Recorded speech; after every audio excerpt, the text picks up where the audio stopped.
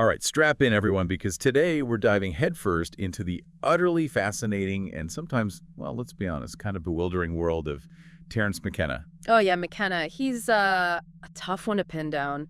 Part philosopher, part ethnobotanist. And I swear, sometimes he sounds like a stand-up comedian who just happens to have a PhD in cosmic consciousness. But that's what makes him so interesting, right? He could make you question everything you thought you knew about reality while simultaneously cracking you up with some incredibly insightful joke about, like, the nature of time or something. Totally. And to help us unpack all of this, we've got a whole stack of sources here.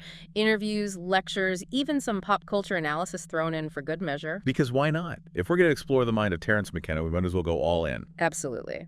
Now, fair warning, his theories are like a cosmic jigsaw puzzle, full of strange and intriguing pieces that somehow, against all odds, fit together to create this picture of reality that's both terrifying and exhilarating. Right. It's like he's saying, hey, what if everything you thought you knew about time and space was completely wrong? Mm, And then he backs it up with all this fascinating evidence and mind-blowing logic. exactly. So, to kick things off, let's start with one of his most famous and mind-boggling ideas, the Timewave Zero theory. Okay, so most of us think of time as this straight line, right? Like a ticking clock, just marching forward second by second. Right, very predictable, very linear. But McKenna, he wasn't having any of that. Yeah. He saw time as something much more dynamic, more like a roller coaster, with peaks and valleys of, get this, novelty. Novelty, yeah, like new experiences, discoveries, inventions, those aha moments that push humanity forward. And he believed that as novelty increases, time actually speeds up. Hold on, speeds up, not literally, right? No, not in the sense that clocks are ticking faster, Yeah. but in terms of how much is happening, how quickly things are changing. Think about the 20th century. Mm. 2 world wars, the atomic bomb, the moon landing, the internet. It was like time was on, fast forward, right? It's like when you're binge watching a show and suddenly the last few episodes are just a whirlwind of plot twists and cliffhangers. You're like, whoa, everything's happening at once. Exactly. And McKenna believed that this acceleration of novelty was a sign that we're heading towards something big, something he called a singularity, a point where the very fabric of reality could transform. Okay, so what is this singularity? Is it like the end of the world? Because I remember all the hype about the Mayan calendar in 2012. Well, McKenna wasn't talking about a literal apocalypse. He saw 2012 as a point where novelty would reach a critical mass, leading to a radical shift in consciousness, a transformation so profound that it would completely change how we perceive reality. So it's like Neo taking the red pill in the Matrix. The world is still there, but suddenly everything looks and feels completely different. Exactly. Or maybe think of it like the ending of 2001, A Space Odyssey, when Dave Bowman goes through the Stargate and is reborn as a star child. We don't know exactly what this transformation would look like, but McKenna believed it would be a mind-bending experience that would shatter our current understanding of time and space. Okay, so 2012 came and went, and we're all still here. Does that mean McKenna was wrong? Not necessarily. Remember, he was talking about a shift in consciousness, not a physical apocalypse. Maybe we're still on that trajectory, still heading towards ultimate novelty, just on a slightly different timeline. Okay, so if novelty is this driving force of the universe, this engine that's pushing everything forward, how does it actually work? What does that even mean? It sounds like something out of a Doctor Who episode, like the universe is powered by novelty. Well, McKenna saw novelty woven into the very fabric of reality, from the Big Bang to the evolution of life to the development of human culture. He saw it as a constant struggle between, well, habit and novelty.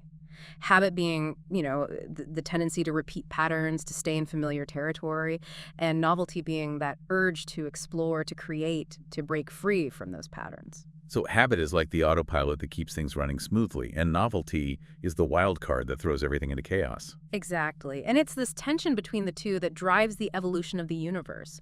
Think about the early universe just after the Big Bang. It was this chaotic soup of particles, but then those particles started forming atoms, then stars, then planets, then eventually life. It wasn't just random, it was novelty pushing the universe towards greater complexity and creativity. It's like a video game that's constantly leveling up, getting more intricate and challenging with each stage. You start with simple blocks, and then suddenly you're building entire worlds. Fantastic analogy. And with each level, new possibilities emerge, new rules come into play, and the game becomes more unpredictable. McKenna would say that's exactly how the universe works. It's constantly evolving, constantly pushing the boundaries of what's possible. Okay, so novelty is like the universe's way of keeping things interesting, always pushing for something new and unexpected. But how does this play out in our everyday lives? Is it just about trying new foods or traveling to exotic places? It's more than just seeking out new experiences. It's about challenging your assumptions, questioning the status quo, and looking for new ways to connect with the world around you. McKenna, and this might surprise you, he was a big believer in the internet as a tool for amplifying novelty. Wait, really? I always pictured him as more of a back to nature kind of guy. Oh, he definitely was. But he also saw the potential of technology to accelerate novelty. He called the internet a digital renaissance, a vast, chaotic space where ideas could spread, evolve, and spark new creations. So like a global brainstorming session where everyone's throwing out ideas and the most interesting ones rise to the top. Exactly. And he wasn't naive about the downsides, the potential for propaganda and misinformation, but he believed that the good outweighed the bad, that the internet was ultimately a force for positive change. Instead of becoming an echo chamber where the same ideas just get recycled over and over again, he saw the internet as a way to break out of those echo chambers and create something truly new. Exactly. He believed the more voices in the conversation, the more ideas we share and challenge, the more likely we are to stumble upon those breakthrough moments of novelty that push us forward as a species. That's pretty optimistic, especially considering how much negativity and polarization we see online.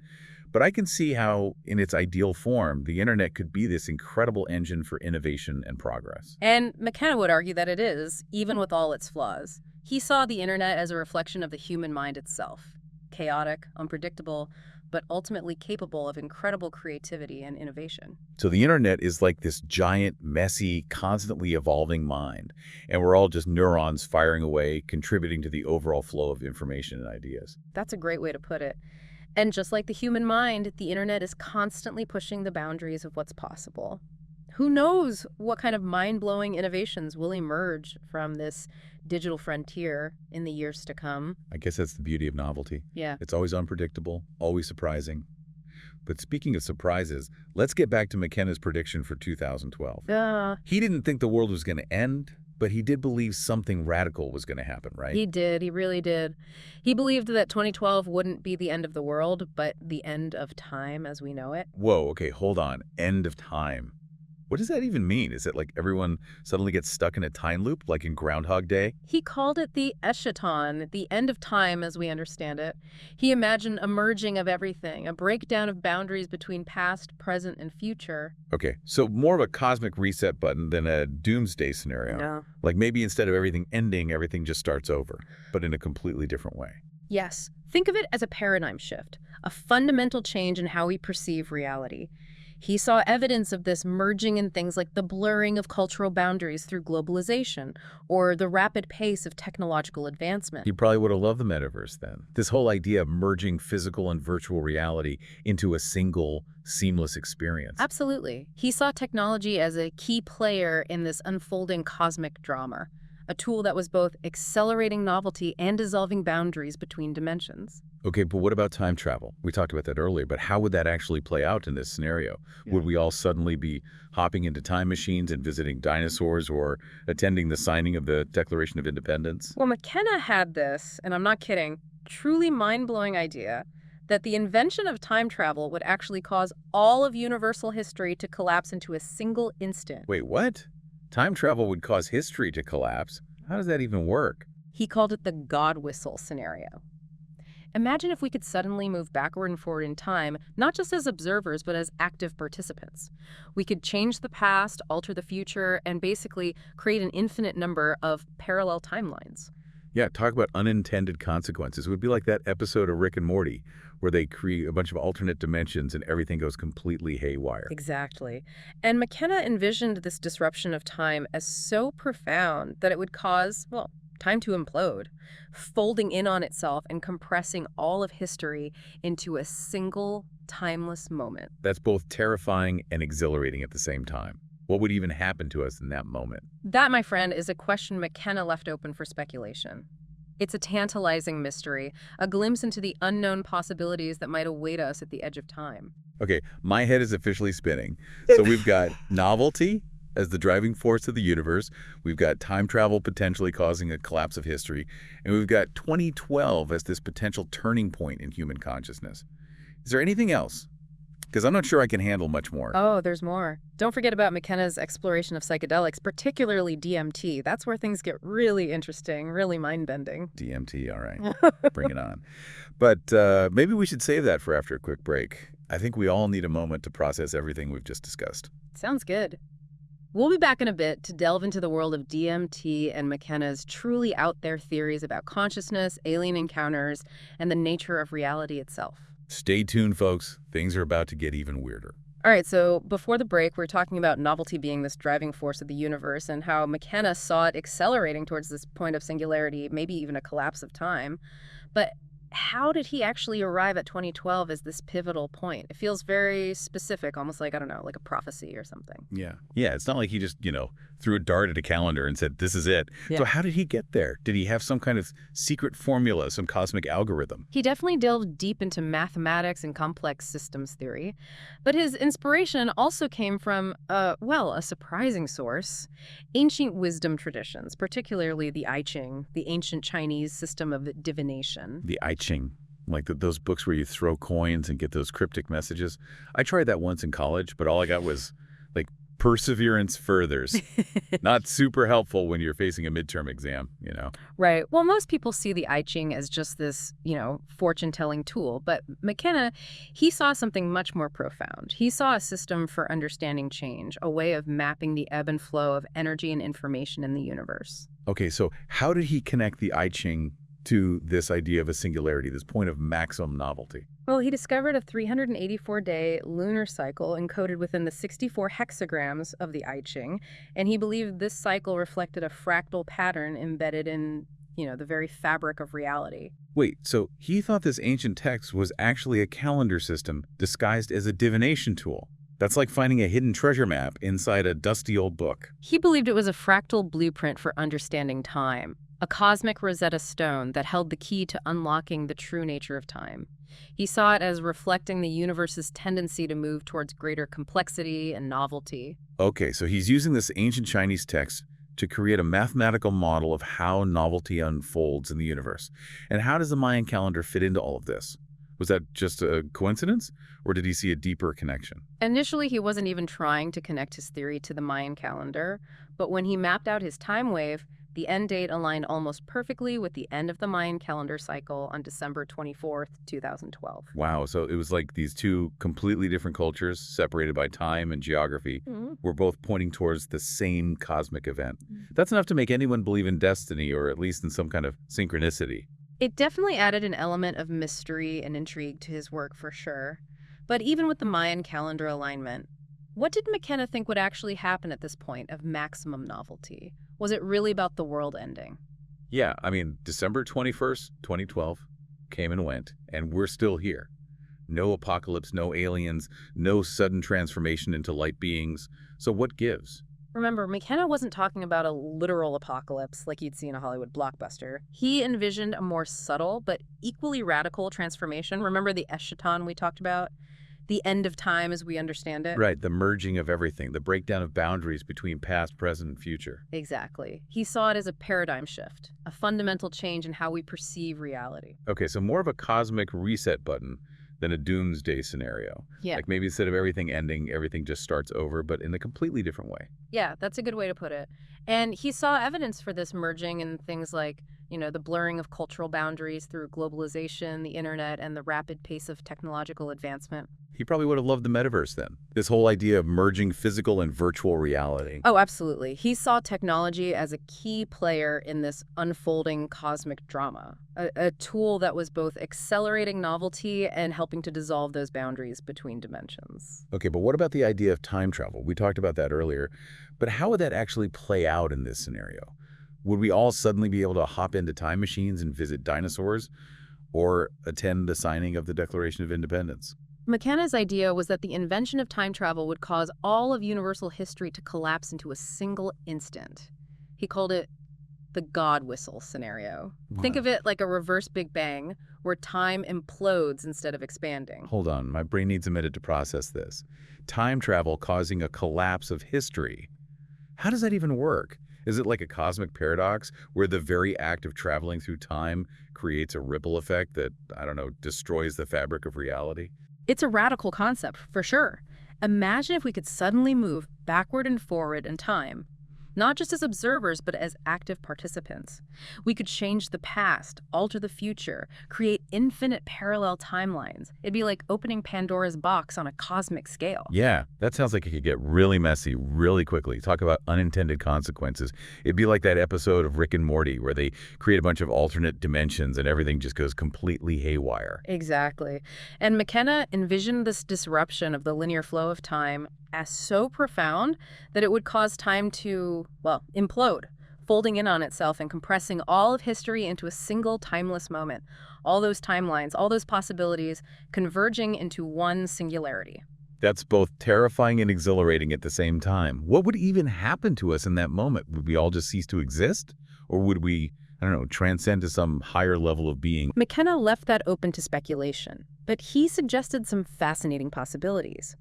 He wondered if this might be the moment when humanity merges with the entities encountered during DMT experiences, the self-transforming elf machines he often described. Self-transforming elf machines. That sounds like something out of a, I don't know, a psychedelic fairy tale. Well, that was McKenna's style, blending science, spirituality, and pop culture into this uniquely captivating brew. He saw these entities as, representatives of a higher intelligence, beings that exist outside the limitations of our three-dimensional reality. So like a cosmic welcoming committee, waiting to usher us into the next stage of evolution. It's like the ending of Close Encounters, where the humans board the spaceship and head off into the unknown. Perhaps. Or maybe it's more like Interstellar, where Cooper falls into the black hole and ends up in that five-dimensional tesseract. The point is, McKenna believed that this transformation would be so profound that it would defy our current understanding of reality, forcing us to completely rethink our concepts of time, space, and even our own identities. Okay, so we've got time travel potentially causing a collapse of history, a potential merging with otherworldly entities, and a cosmic reset button that could rewrite the rules of reality. I'm starting to think that maybe 2012 wasn't so boring after all. Maybe not. But before we get too carried away with these grand cosmic narratives, let's bring things back down to Earth for a moment and talk about another aspect of McKenna's work that I find particularly intriguing.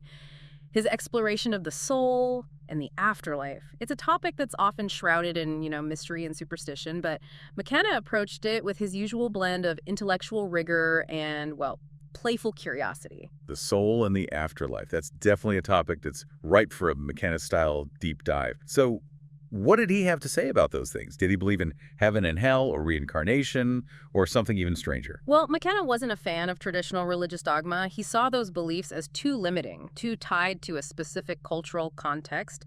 He believed that the soul was a much more complex and mysterious entity than traditional religions typically portray. He saw it as a, get this, a hyperdimensional object. Hyperdimensional object. That sounds like something straight out of a physics textbook or maybe an episode of Doctor Who. So is he saying that our souls are like tiny black holes or interdimensional portals or something? It's not quite that literal. McKenna was using the term hyperdimensional to suggest that the soul exists beyond the limitations of our three-dimensional world. He saw it as a more fundamental aspect of reality, something that transcends the physical body and persists even after death. So not just some ethereal spirit floating around, but something more substantial, more deeply connected to the fabric of reality, like maybe a holographic projection of our consciousness or a quantum entanglement of memories and experiences. Exactly. He saw the soul as this place where time, memory, and consciousness all converge.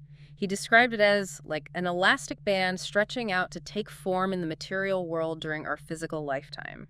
So when we die, that elastic band snaps back to its original form, carrying all those experiences and memories with it. It's like a cosmic backup drive for our consciousness. That's a great analogy.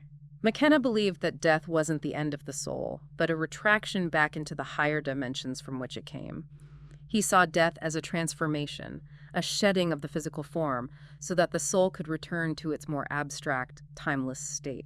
That's a much more hopeful perspective on death than the traditional view of oblivion. It's like saying that when we die, we're not really gone, we're just returning to the source, to the cosmic ocean of consciousness. Exactly. McKenna's vision was all about transformation and transcendence, even in the face of death. He believed that the soul doesn't simply vanish. It returns to a more abstract, timeless dimension, carrying with it the wisdom and experiences of its earthly journey.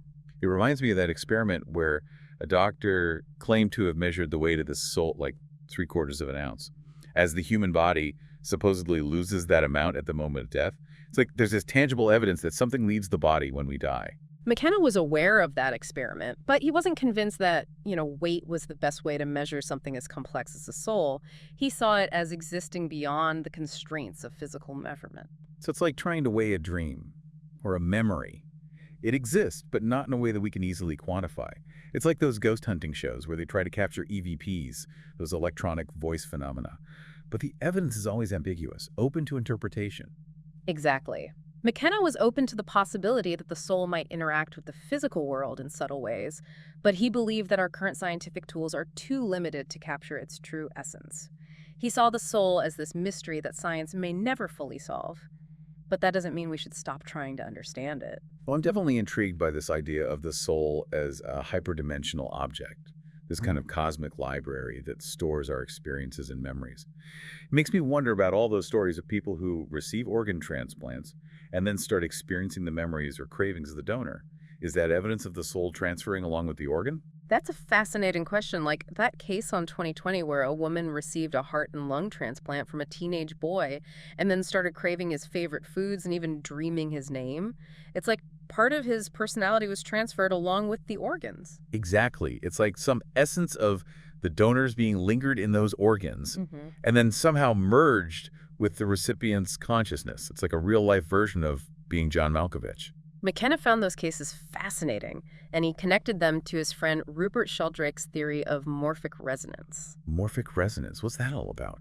Does it have something to do with those weird crystals that hippies use to channel energy? Not exactly. Morphic resonance is the idea that living organisms, including organs, carry a kind of memory field, a blueprint that stores information and experiences. So it's like saying that every organ has its own unique history, its own story to tell. Yeah, like that. And McKenna suggested that when an organ is transplanted, some of that memory field might be transferred along with it. So it's like a form of energetic inheritance. It's like those stories of haunted houses where the spirits of previous occupants linger, influencing the emotions and experiences of the current residents. That's a great analogy. And McKenna even playfully referred to it as a kind of, karma transfer.